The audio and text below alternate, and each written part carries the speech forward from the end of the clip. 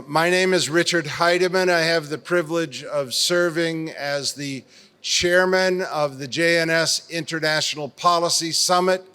I want to pay tribute to Alex Trayman, the CEO and bureau chief of JNS, who conceived of this summit.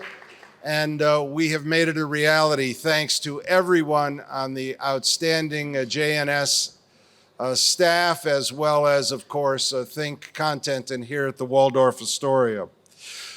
We designed today's sessions as forums so that we could bring together outstanding speakers, each of whom could spend an hour, teach you, and you would be enthralled. We don't have that. We have collectively an hour and 10 minutes for these outstanding speakers. This is track 2. Our next session is the Antisemitism Forum. Our speakers each bring deep experience and commitment to confronting hate in all of its forms. We're thrilled to have, as was in our last session, our chair be Edwin Black, who in short order, I will remind you, was the author when no one was willing to write. He wrote about IBM and the Holocaust, and he's continued outstanding delivery of information, investigation, and reporting in all matters. He's a visionary who deserves our recognition and appreciation. Edwin, take it from here. Thank you very much, Richard. And I want to endorse all the thanks that Richard gave to JNS. They've worked tirelessly and put a lot of resources to this. And the panel you're going to hear from right now, this is the premier panel on anti-Semitism anywhere in the world. These are the people who know what's going on.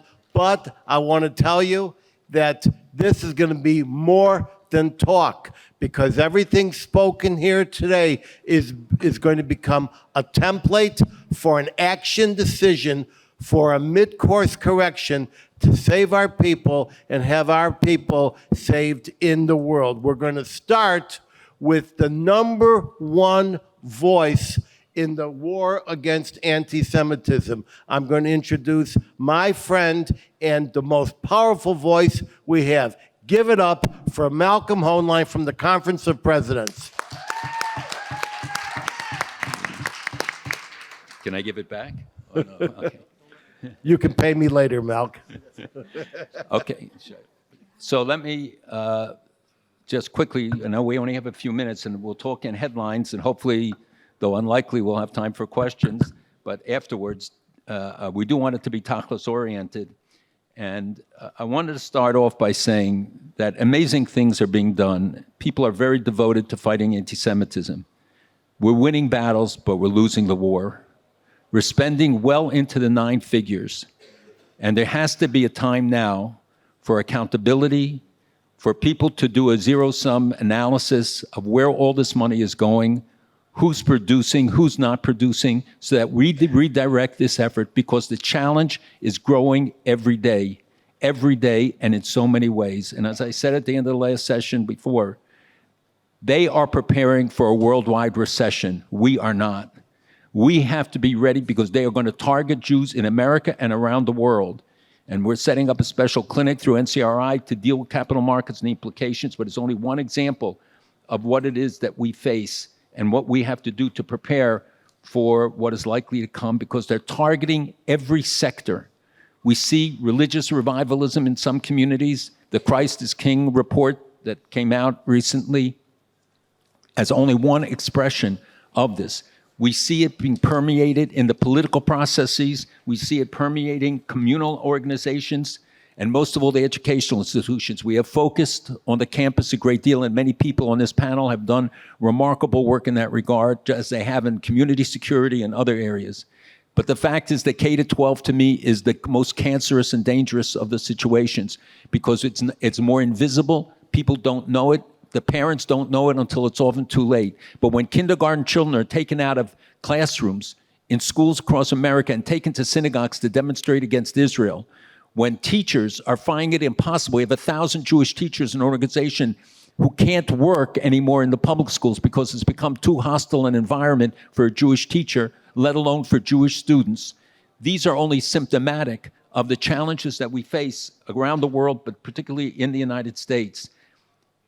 I regret the fact that we did not, on October 9th, take advantage and create a worldwide demonstration, a worldwide strike, and declare once and for all, we're not going to take it anymore. We're going to stand up against those who don't stand with us, and we're going to declare them publicly, and whether they're in entertainment, in sports, in any figure in the business world. There are many October 9th Jews who had no associations, or October 8th Jews, who had no association before with the Jewish community. Leaders of Fortune 500 corporations who come to us and say, it's in my boardroom. They say anti-Semitic stuff with me sitting there. Think of what it is for a kindergarten child to face hostile comments in his classroom, or students in a high school in Queens where the maps, wall-sized maps, don't have Israel on them, maps of the Middle East. And the superintendent said to me, why? Israel doesn't have any Arabic culture. They don't do anything in Arabic. We have a colossal challenge that we face today, and we need to find practical solutions that will affect and mobilize the friends that we have, and we have many more friends than you know, but we have to help them organize and become outspoken. We have to reinforce one another. So I want to call for us to replicate what we did in the Soviet Jewry movement. When I came to New York in 1971 to start the conference on Soviet Jewry, people said it was impossible. The same way they talk about anti-Semitism. The fact is that we need to create a movement, not an organization, to utilize all the resources that exist within our community and outside of our community. You will find we have many more friends, but not to compete as organizations. We need everybody and everywhere, but we need to use the dollars we have much more effectively. And so I am urged, and urge now again, that we call for a world conference on anti-Semitism and get non-Jewish leaders worldwide to stand up and declare they accept IRA, declare that they will join the war on anti-Semitism. And if they don't, we hold them to account. We, together with our friends, that we cannot no longer accept or just be silent about those who do not stand with us and are refusing to be part of what we deem to be essential. So we have to look at each sector of the challenges that we face, and I have many more. I don't have time to go through all of them, but I believe that creating a movement where we are able to put together the resources of our community, where we go and assist other communities when they're targeted. When Christians are targeted, we speak up for them. When other communities, whether they're Druze or Kurds or others, we speak up for them, to show that what we are doing is not because it's targeting Jews, because it's targeting society. This is anti-American, anti-Western, against the values, and we have to universalize the appeal. It's not about us. And most of all, I want to say that I'm tired of Jews attacking Jews publicly. Stop it. For sure. I want to see a Doge for the Jewish community where we assess the effectiveness of the programs, the work that's being done, and see how we can make sure that our funds go the furthest way.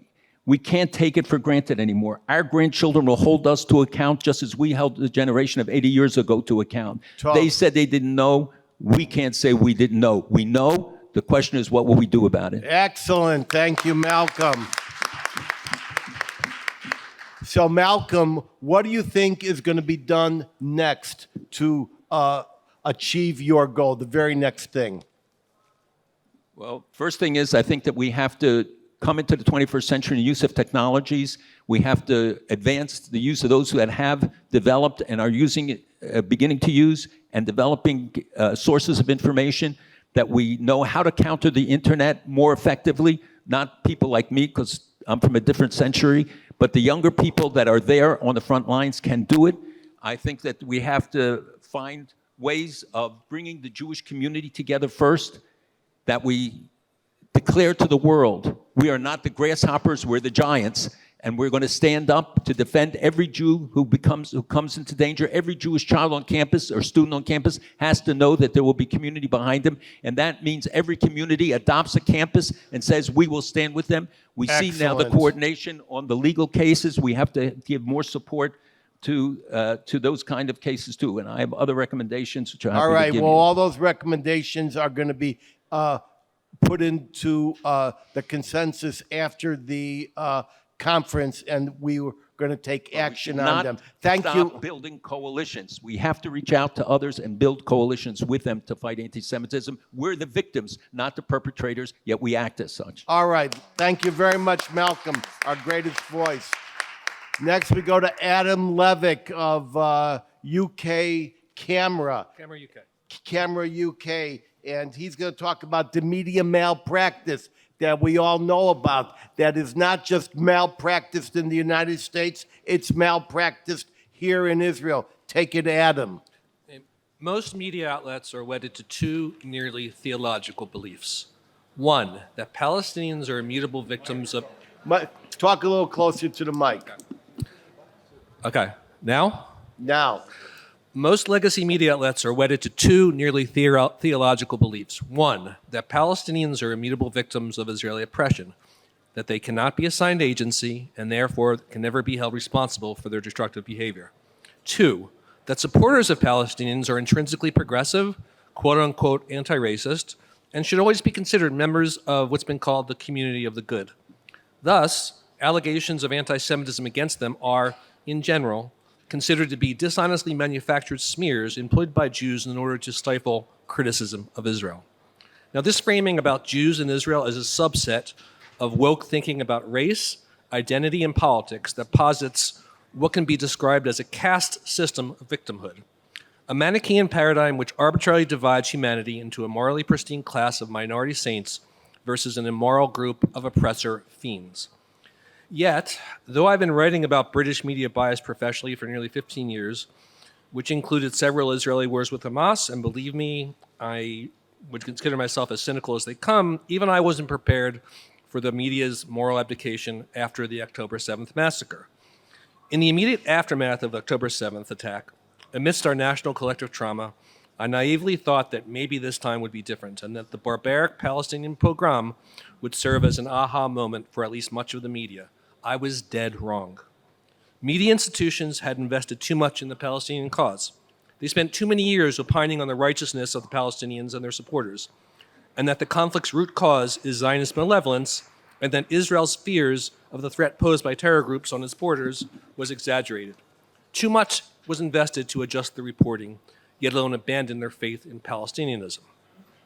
Instead, in a modern-day pogrom where Jewish babies were murdered in their cribs, women gang-raped, children killed in front of their parents, Jews burned alive by anti-Semitic death squads, some of whom boasted about how many Jews they killed, and who then decapitated and mutilated corpses, the media, on the whole, with some exceptions, doubled down on their bias. Unfortunately, there's no easy way to fight back against this institutional bias. But as the media doubles down on their hatred, the only thing we can do at Camera, and the only thing we continue to do, is to, as a community, double down on our activism with the confidence that our cause is just. Naming and shaming these outlets, holding them accountable, journalistically for inaccuracies, and perhaps even more importantly, morally for their abetting of terror and their fueling of anti-Semitism. Though it's become a cliche, I think what's said in Pirkei Avot, that we are not required to finish the work, yet neither are we permitted to desist from it, must be one of the central principles of our fight. Thank you. All right, thank you, Adam. That's so true. Quick question. You're calling out the media for their malpractice. What are you doing to educate the average consumer, the average reader, so that they understand that when they read a headline and it says seething and it's negative and it's from our own Jewish media, how do you educate the average reader to balance and understand? 30 seconds. Every blog post or op-ed that my fellow researchers publish, whether it be on our Camera sites or elsewhere in the international media, it's not just this is what they got wrong. We give broader context, historical context. We give a context that the media doesn't provide. So when we write, when we publish, even if we post on social media, everything we publish is rigorously fact-checked, and we provide those readers of our content with invaluable background on the context to make them better understand, not just that the media outlets are getting it wrong, but here's why they're getting it wrong. Here's the history that they missed. Here's the omission that you need to know in order to understand the story. All right, good. Kol hakavod. All right, now, in the war on anti-Semitism, it's more than just complaints. Sometimes we need the brute force of self-defense and law enforcement. And for that, we have Paul Goldenberg, who's going to give us the police view in his police voice. Paul, take it away.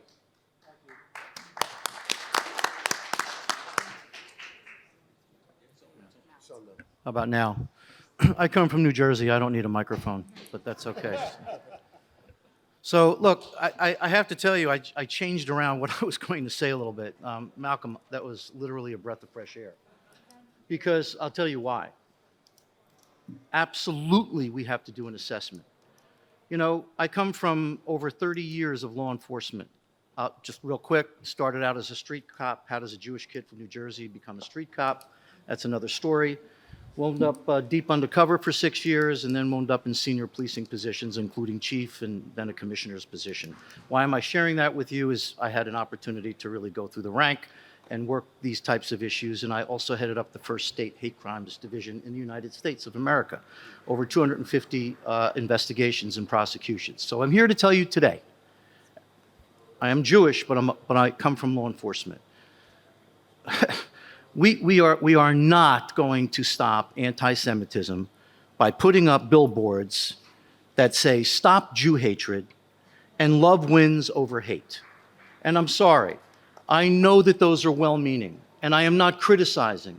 And I also know that people are doing everything they humanly possibly can to get that messaging out. So this is not a criticism, but it's not going to stop anti-Semitism. And the word anti-Semitism in itself, what does that mean to the rest of society? What does it mean? It means people don't like Jews. They have every right to not hate Jews. We have crossed a threshold, even in my 30 years. And that threshold is when I have got 5,000 protesters on the George Washington Bridge, some of which are screaming, kill Jews. I want to know why we're not arresting and prosecuting them for terror. That's number one. That's number one. This is about building coalitions and alliances. And in these United States and North America and elsewhere, I think we've been doing a pretty decent job at it. I've just had the honor of leading the police delegation in Auschwitz, thanks to Phyllis Heidemann and Richard. And why am I even mentioning that? Because we had 65 police chiefs from around the world standing side by side with their constituents, arm in arm with their constituents. And what do you think every one of them do? They had tears in their eyes. They come back and they want to fight the fight. That's how we have to do this. We have to start, we have to think globally, but we have to act locally. And that's where we have a lot of weakness. We pour money into programs and we forget about the ones that we're going to call at 911, and we have to put the resources into our law enforcement communities and building capacity with those communities. So really, that's where it all starts for me. We really need to do a lot more in that area. When we think in terms of anti-Semitism, it is a crime. If there's a threshold, I'm not talking about if someone says, I hate Jews. I want to be clear on that. That's America. You can do it. I'm talking about that threshold. And somehow we have not made it clear on what and where that threshold is. We also have to spend a lot more time on our campuses. Pouring money into education is great. It's smart. But right now we're talking about ground zero. We're talking about security. We're working right now, you should know, we have an MOU, a memorandum of understanding with the Campus Police Association that represents every campus police chief in the United States of America and Canada. And our goal is to change, I don't want to say change the way they think, but get them to better understand the needs of their students. And if their students are coming to them and saying, I don't feel safe to ask the right questions, not only for the purpose of making them feel good, but capturing enough information that could be used to lock up the person that is making that student not feel safe. And that's where it really starts and ends right now. We're not strong enough in that vein, and something has happened there. So we really need to work much more closely on that. And Malcolm, that's why I was very, very happy to hear about an assessment, because there are so many wonderful well-meaning programs going on, but the programs may all necessarily be touching those that are going to make our communities literally, and I say that, literally safer. All right, thank you very much, Paul. Just a very fast question.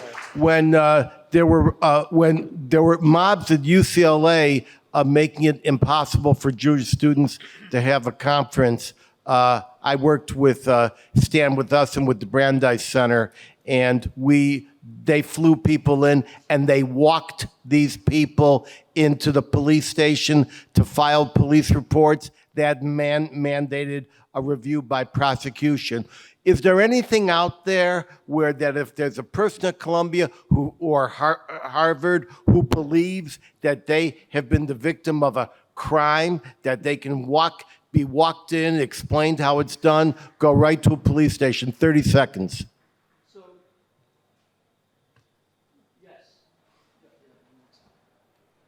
All right. To answer your question, yes. Here's the problem. It's convoluted. It's all over the place. There's 3, 4, 5, 6, 10 organizations that now want to jump in and tell the students where they can go and how they can go and what they can do and how we record it. At the end of the day, the information has to get to the police. At the end of the day, the police are going to be the ones responsible for building a case for prosecution. That's where the effort needs to go. There needs to be the real bridge between without how many Jewish organizations mean well, are building million-dollar recording sites and this and that and the other. At the end of the day, it's not going to get anywhere unless we build capacity with the actual police themselves. Train the police, provide them with information. Malcolm mentioned organizations that are furnishing them with information, intelligence information, et cetera. Okay. So in other words, on the ground at the moment counts. Thank you very much, Paul. Now, our next speaker is Fiamma, and she wants to talk about the war against anti-Semitism and what she means to tell us. If it's a real war, then we need real fighters. Take it, Fiamma. Okay, I think that all of you know very well since the first moment after the 7th of September that we have been astonished by the incredible reaction of the world to what's happened to the Jews in this country. Nobody expected an anti-Semitic answer. Nobody did.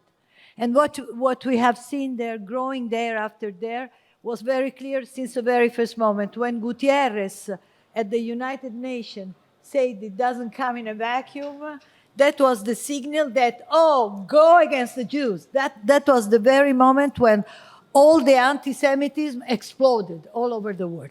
How did it explode? Well, look, it's a long time that several scholars have been understanding, and there are so many books about that, included mine, about the fact that anti-Semitism and anti-Zionism are just the same thing, are one with the other, and that there are not 7 fronts, there are 8 fronts in the war of Israel. This has been clear all over the years, but it has not prepared us to fight this fight. We are not prepared to fight this fight. You have a very American point of view, you that you speak here. In Europe, the situation is completely different. We do not yet have laws and public opinion that is even on the side of fighting anti-Semitism, as with the Trump era. It's coming up now in the United States. It's different.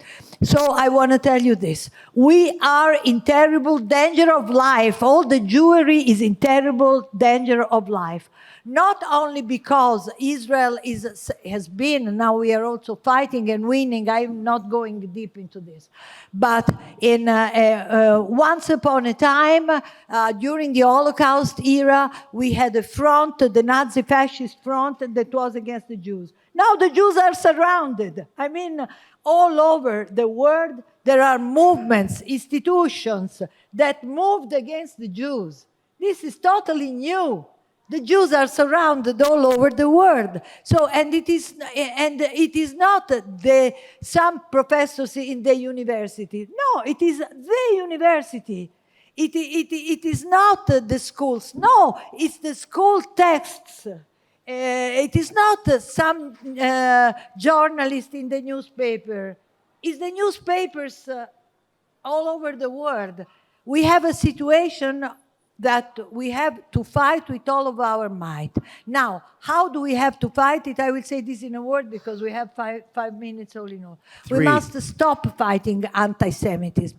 Anti-Semitism in Christian Europe, where we were Christian killers. In Nazi Germany, we were Bolsheviks. In communist states, we were capitalists. In post-modern West, we are colonialists, imperialists, warmongers. And anti-Semitism always finds its place to grow and become a danger to the Jews. We must fight a war. And now we have the means to fight the war. We are strong. We are rich. We have an army. We have been fighting all over the world. It's another time. This is the indication, the general indication that I want to give. And I see that it works. You know, when they invite me, and they invite me a lot to talk about anti-Semitism, and I tell them we will win the war. I don't tell them, no, you see, then we will make peace with the Palestinians. They will come one day. I don't try to find their sympathy.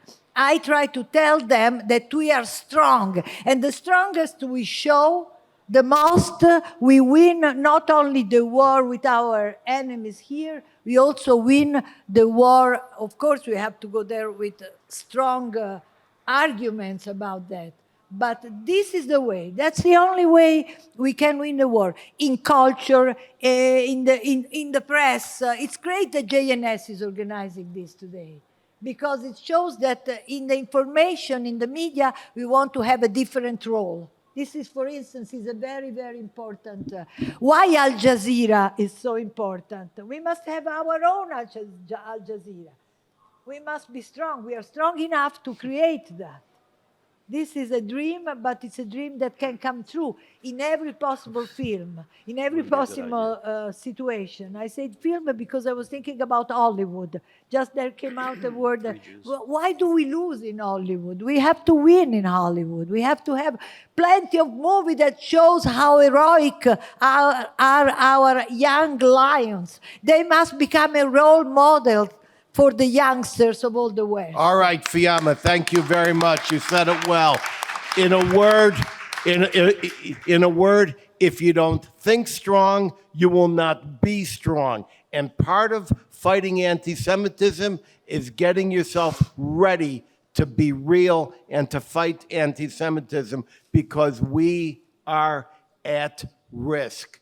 Next, I want to introduce Alan Baker, one of our great legal minds, and Alan Baker is going to talk about an international convention against anti-Semitism, which will probably resemble international conventions against racism. Alan, take the mic.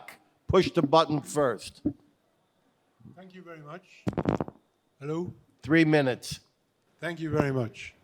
Can I be heard? Okay. Yes. Look, we've all been talking about how to deal with anti-Semitism and how terrible it is. And we can have many declarations and conferences and fora discussing the need to deal with anti-Semitism. But as an international lawyer, I'm coming here today to speak on a very practical level. It just can't be done by speeches. It can't be done by declarations. It can't be done by statements. And what I want to say is this: look, international law has criminalized piracy. In other words, if you're a pirate anywhere in the world, you can be arrested and brought to trial anywhere in the world. Hostage taking, genocide, aggression, war crimes, all these are detailed crimes in international law that have been criminalized internationally. But over hundreds and hundreds and even thousands of years, nobody has ever thought to criminalize anti-Semitism or anti-Semitic hate crimes, because anti-Semitism, a lot have said, well, you know, it's freedom of speech. You can't really make a crime out of it, especially in countries where freedom of speech is guaranteed by a constitution. But anti-Semitic hate crimes crosses the border between freedom of speech and speech which is intended to or results in violence and murder. And what I've done within the framework of the Jerusalem Center for Foreign and Security Affairs is to draft an international convention criminalizing the prevention and punishment of the crime of anti-Semitic hate crimes. And the aim is this: it's drafted in UN terms. I've taken all the UN conventions criminalizing acts, used the same language, and transferred acts of anti-Semitic hate speech. I've brought a very long preamble detailing all the examples of anti-Semitism from time immemorial up to present day. I've given all the various statements and legislation of international organizations and states referring to the necessity to criminalize anti-Semitism. But nobody has done it. Here is a draft which is ready. It needs to be presented to the UN. As much as we dislike the UN, that is the organization that adopts international conventions. And so we have to get sponsor states, in addition to Israel, and principally, of course, the United States, to come along and present this to the United Nations and push it through the United Nations. Now, you might say that I'm naive, that there's no chance that this would happen, and this might well be correct. But if a draft international convention criminalizing anti-Semitic hate crimes doesn't go through the UN, then it says something about the UN, and it places the UN organization where it should be.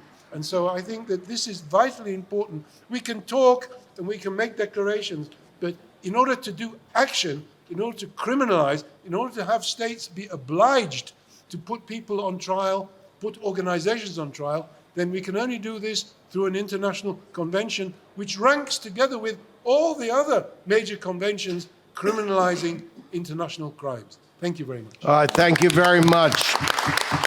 I would just like to say that I agree with most of you that the UN is worthless for a lot of reasons. It's another conference.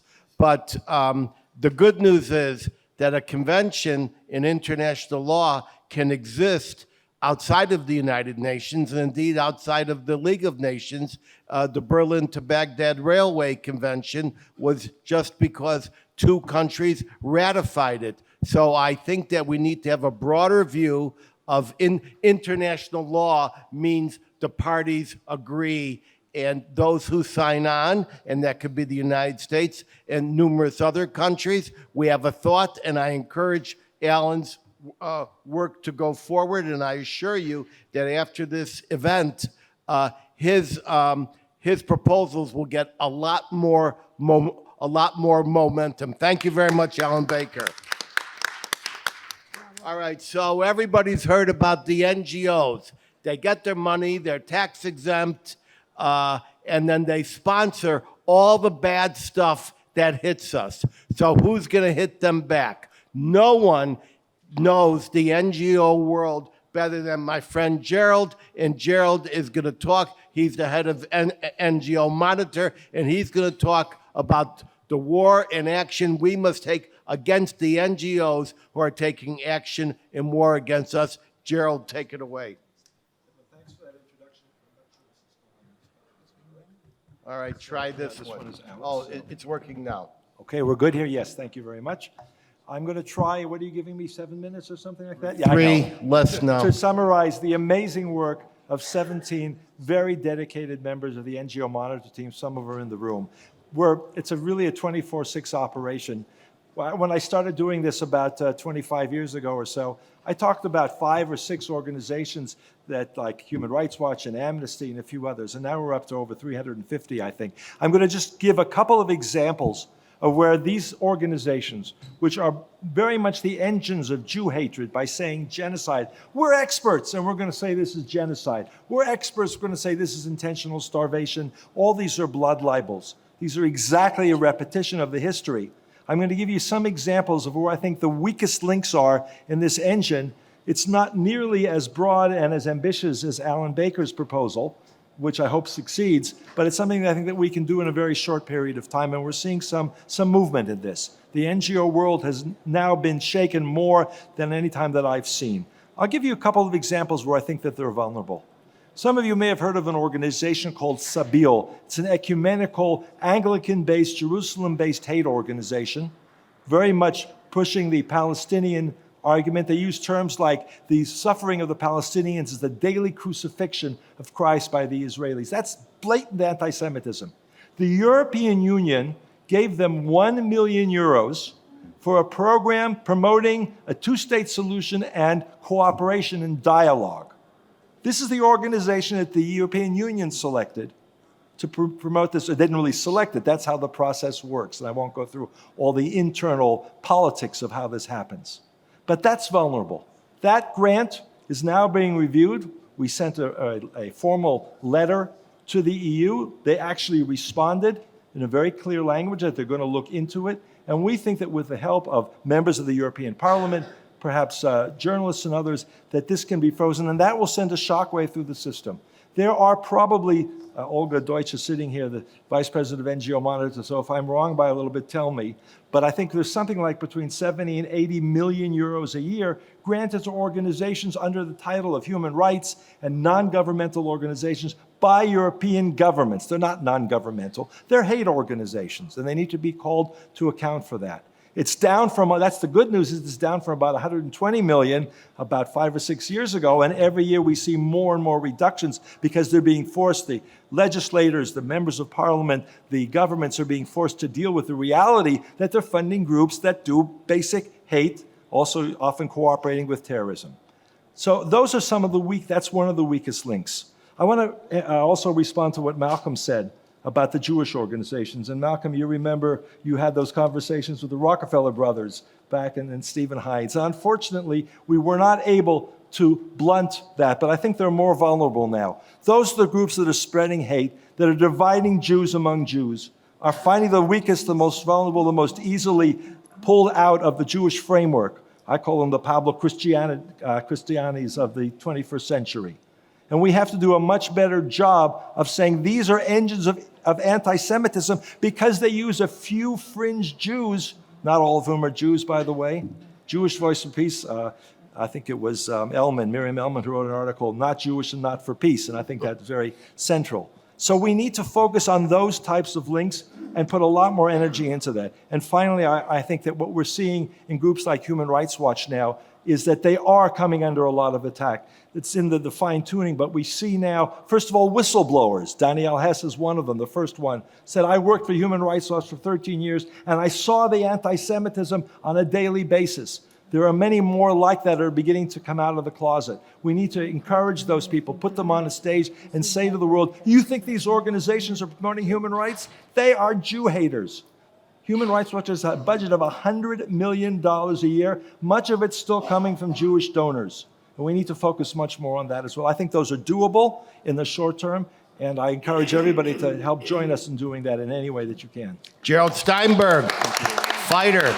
Now, as one who investigated the Ford Foundation for its funding of Durban and who brought it within a hairbreadth of losing its tax-exempt status, I do have some good news. The Trump administration is now taking a good look. And Wikimedia Foundation, which is over Wikipedia, has now received a letter from the Justice Department saying, you're tax exempt, but you've got all these activists in there. What's the chance that we can mobilize people not only to expose the NGOs, but to take direct action, file complaints, and get their tudah lifted? This is exactly the moment to do that. There's enough understanding in Washington, not only members of the Republican Party, but others as well, certainly led by the Trump administration, just as they're looking at the universities and saying, where's your money coming from? Put the money on the table, and then we can say who's buying off the universities. Well, at Harvard University, there are at least 4 different programs that are very centrally involved under the title of human rights and public health, that are closely tied to the same NGOs. You look at dozens of connections between the two. It's really the same network. So if the Trump administration can start dealing with the way in which the universities have sold their souls, that will also happen with the NGOs, and we're quite optimistic, and we're working on that. All right, as we we're all speak. just a bunch of Davids fighting an army of Goliaths. Thank you very much. The Ford Foundation. I did. And you, It was my investigation of the Ford Foundation where they pledged not to do that anymore, and all the universities. and I don't know how you got that into where you got it, but it wouldn't happen today, that platform. Okay. JNS is where you're going to do it now. Well, that's my next investigation will be in JNS because the JTA's in Draert. Okay, so let's go to Raphael Shore, and he's also concerned about whether we're going to treat anti-Semitism as a mystery or something else. Go ahead, Raphael. Let's hear it for Raphael. Thank you. Let us hear it. All right, I have a slightly different approach. My approach is more the internal approach. What does anti-Semitism mean to Jews, and how are we going to deal with it? There's one question that's echoing in the minds of Jews today since October 7th, because of October 7th, but even more after October 7th, what we saw. And that is, why is it that so many people hate us so deeply? And the tragic thing is that we keep getting the answer wrong, completely wrong. We've been told it's capitalism, it's colonialism, it's racism, it's a scapegoat, it's Jesus Christ. These are all the wrong answers. And honestly, we should be embarrassed that we've accepted these kind of answers as explanations for anti-Semitism. Dennis Prager put it perfectly. He says that we've successfully de-Judaized Jew hatred, which means that we've stripped it of all Jewish meaning. It's just a coincidence that they hate the Jews. There's another question that we should be asking ourselves that we're not asking. And it's a question that is informed by the real reason that they hate us. And that question is, what does their hatred tell us about being Jewish and about who we are and the meaning of being Jewish? You see, anti-Semitism is not some kind of mystical, unknowable, irrational phenomena or mutating virus, as most of our leaders and educators have told us. Did you know that Adolf Hitler called himself a rational anti-Semite? He didn't think that he was evil. He was trying to save the world. From what? From the Jewish worldview, from the Jewish moral system. Hitler believed that the Jewish people were the greatest threat to the 1,000-year Reich because of our ideology. He knew exactly why he hated us, and he knew exactly who we are. It was not so much hate as it was fear. Fear of what he considered to be the greatest ideological and spiritual superpower on earth, the Jewish people. He said conscience is a blemish like circumcision, and that both are Jewish blemishes. Think about that. Hitler hated us not for what we did, but for who we are, for flipping the world on its head, for the Jewish impact of changing the way society values life. That we taught the world about conscience, about love your neighbor, about human rights, etc. They don't hate us because we're powerless. They hate us because we have changed civilization through ethics, innovation, and resilience. And we're still doing it. Jew hatred is a response, a violent and obsessive resistance to the Jewish mission, to what we bring and what we're supposed to bring into the world. Paro feared it, Haman feared it, Hitler feared it, and Hamas is freaked out by it as well. That's why Mein Kampf was found on October 7 terrorists. It's not metaphor, this is their mission. And here is the amazing thing. they're not wrong to be afraid of us. Because the greatest threat to the world of barbarism and brutality is the Jewish idea and the Jewish people. We need to get this inside of ourselves. So the next time someone says that Jews are hated because we're too poor or too rich or too loud or too quiet, remember this. It's not about what we do. It's about who we are. And that's why I'm calling for a revolution in Jewish education. Because Holocaust museums and bagels are not identity. And we've been missing the point. We, the Jewish people, have been missing the point for a long time. Our mission is not just to survive Jew hatred, it's to outshine Jew hatred. We will never defeat anti-Semitism if we continue to misunderstand it. Anti-Semitism is a backhanded compliment to the people who keep changing the world for the better. And like Dostoevsky said about the Jew Jesus and about Freud said about the Jewish people, the world doesn't forgive us for changing the world. As I wrote in my new book, Who's Afraid of the Big Bad Jew? Learning to Love the Lessons of Jew Hatred, the deepest victory over Hitler and Hamas comes when the Jews stop defining themselves by this hatred and instead embrace what makes us strong, what makes us great, and what our mission is. This isn't just a Jewish issue, this is the battle for civilization. So if you're still asking why the Jews, here's your answer. Because the world can't ignore us, our impact, and our mission. So let's start doing it.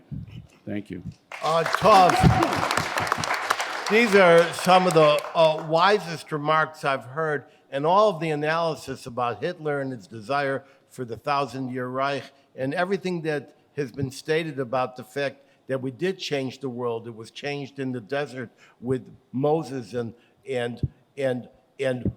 with God's law. All of this is incredibly true, and it goes to the point that we need to recognize who we are. Once again, everything we're hearing today is that we can't fix our problem until we fix ourselves. Now, the next person speaking is going to be Lizzie Savitsky, and she's going to be talking about social media. And I'd like to say in the prior conference, the representative of Facebook said she would help me change my password, which my daughter will not give me. So anyway, take it away, Lizzie. Let's hear it. It's really hard when you can't get that password recovery. Is this thing on? Yeah. No. Push the button. Hello. Ooh. Hi, everyone. I'm Lizzie, and it's truly an honor to be sitting amongst such champions, real giants in the anti-Semitism space, people that I've admired for a long time. I don't consider myself to be an expert in the field of social media simply because the work that I'm doing on social media to fight anti-Semitism is truly like the Wild West. We're making it up as we go along. We had gone from being very reactionary to now trying to play offense.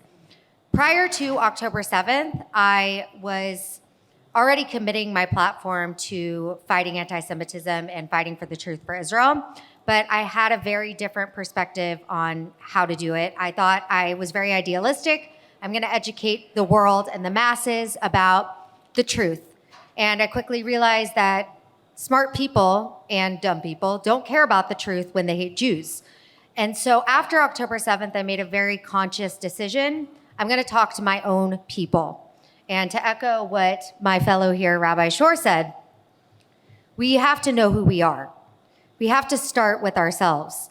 And all of the content that I make is for my own people, either to educate about breaking news and world events so that they can feel confident in our story. So many Jews had no idea what it meant to be Jewish until October 7th. All of a sudden they wake up, they realize people hate us, and they want to know, what does this mean and who am I? And if we don't know who we are, we can't know what we're fighting for, what we're fighting against. So it's been so important to me to give people just the very basic foundational principles of our history as the Jewish people and our ties to this land. I approach everything from a Jewish perspective.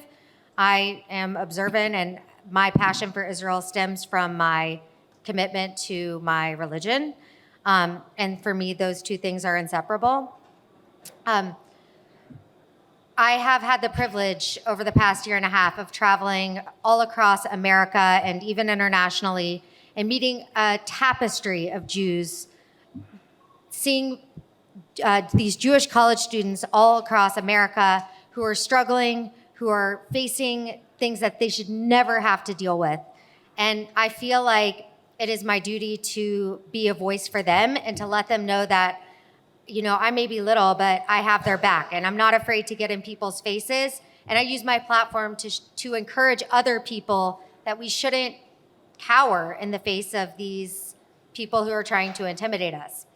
But the most important thing that I've learned this past year and a half is that in using social media, I think that we were doing this dance for so long in our community of trying to walk on eggshells and be politically correct. And we just can't do that anymore. We're in a life or death moment, and we need to take a stand, and we need to be unapologetic. And I did things this past year like endorse Trump, which I never in a million years thought that I would be somebody who would take to Instagram to become political and to make that sort of decision. But for me, this was a clear-cut choice. It was a life or death moment, and this was a decision that I chose to make. And of course, there were consequences, personal, professional, but it showed me that whatever power that I have to reach whatever amount of people I can reach, I have to use. I have an obligation as a Jewish person to do what I think is right. And I would like to echo what Malcolm said about Jews attacking Jews. You know, I don't agree with the way that every Jew fights this fight, and I know that many Jews have a lot of issues with the way that I fight it. But at the end of the day, we all want the same thing, and we need to stand together. We can have disagreements. We're one big dysfunctional family, but we should do it behind the scenes. We shouldn't be coming after each other publicly. It only hurts us. And we have the enemy sees us as one, so we need to be one ourselves. All right, that was strong. That was strong. So just as a quick follow-up, speaking as a historian, for the first time in history, generation to generation, there is a leader who is actually fighting anti-Semitism, tochus antish, and that is Donald Trump. Thank God for President Donald Trump. I'm not talking about press releases. I'm not talking about a task force. I'm talking about prosecutions. I'm talking about the funding, and he's really doing it. So when you decide to come out for Trump, briefly, within 30 seconds, what were the adverse consequences? Well, frankly, I'm going to speak completely bluntly here. I had speaking contracts with multiple Jewish organizations that canceled me, that had already paid deposits because they were afraid of their donors. And, you know, there was a moment of hesitation after I did it. You know, you have that moment where you question what you did when you start to feel the consequences. But this is life or death. What is this, a speech? Who cares? I care about my people and our survival. So I'm going to do what needs to be done. All right, thank you very much. Pay attention, because it's one constant message. Start here and go from here out there. All right, next we want to talk to Marcus Sheff, who's going to bring out an important point about the textbooks. Marcus, take the mic. Thank you, Edwin. Appreciate it.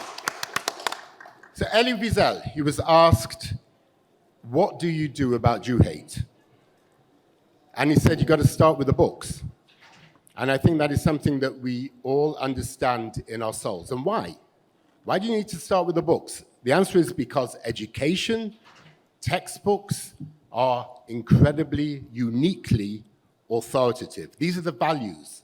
These are the identities which states pass down to the next generation. And when we think about anti-Semitism, we need to start looking at the textbooks and understand how to eradicate anti-Semitism from those textbooks. That's what Impact SE does, the Institute for Monitoring Peace and Cultural Tolerance in School Education. We analyze whole school curricula. We create reports, policy recommendations, and we engage with policymakers. And I'm going to give you some good news, because I think we need it, frankly. There are changes happening, particularly here in the MENA region, which are making a massive difference. And we are, as an organization, honored to work with so many of these countries. Saudi Arabia has eradicated pretty much all of the anti-Semitism in its school curriculum. The UAE has a curriculum which embraces Jews, embraces the Abrahamic faiths. Morocco entirely reformed its curriculum, and Jews are central now to the national fabric of Morocco inside that curriculum. Azerbaijan actually defines anti-Semitism in its textbooks and is very, very clear about the place of Jews in Azerbaijani culture and in their national fabric. And the same, by the way, for Uzbekistan. What we're seeing in Central Asia are majority Muslim countries which are embracing Jews in their school curriculum. Kazakhstan, by the way, going exactly the same way. So there are countries which are trending upwards. Egypt, year-on-year reform, eradicating anti-Semitism. Indonesia, there are 60 million Muslim children in school in Indonesia. And so working with them has been incredibly important. And we are seeing there an eradication of Jew hate and positive descriptions of Jews. Poland, some improvement, but they are still obsessed with Jews as Christ killers. And they still think that the Holocaust was all about the Poles, not about the Jews. Listen, the bad guys, we know who they are. Iran, Iraq, Yemen, suffused with Jew hate and don't expect to see anything else. Qatar, claiming that Jews are enemies of Islam. Jordan has regressed. And by the way, praises October the 7th in the current change to its school curriculum. Syria, we have an opportunity. Think about Syria, think about HTS, and think about what we can do in order to create a curriculum which is less hateful of Jews. But I'm going to leave you with the immediate danger to Jews in relation to textbooks. That is UNRWA, thank you, and that is the Palestinian Authority. It's one curriculum, it is suffused with Jew hate. Think about October the 7th. Think about the rape, the murder, the burnings. I can show you in their school curricula exactly where these ideas come from, where this indoctrination comes from. So this has got to be a central fight. UNRWA is not fit for purpose. The Palestinian Authority is not, despite promises to the United States, to the EU, is not reforming its school curriculum. Clear and present danger. All right, thank you, Raphael. Very important. In 15 seconds, you've talked about Saudi Arabia, Syria, Azerbaijan. What are you going to do about California? You've got a problem, guys. Seriously. Okay. You have a decentralized education system. You have 135,000 schools, 35,000 school boards. There is work to be done. It can be done on the federal level. It can be done on the state level. You're not going to be able to do it school by school. All right, so that is one of the great villains there is the ethnic studies program. Now we're going to take our last speaker, and then we have a question. So Ilana Heidemann from the Israel Forever Foundation. She is one of our greatest fighters. She's at the tip of the spear. Ilana, take it away. Thank And you let's so hear much. it for Ilana. Thank you. To be on a panel of experts on anti-Semitism in a world where since October 7th, frankly, lots of people consider themselves an expert on anti-Semitism, and everybody is fighting it, and everybody is on their platform, and every organization has as their mission statement, we fight anti-Semitism, therefore you should donate.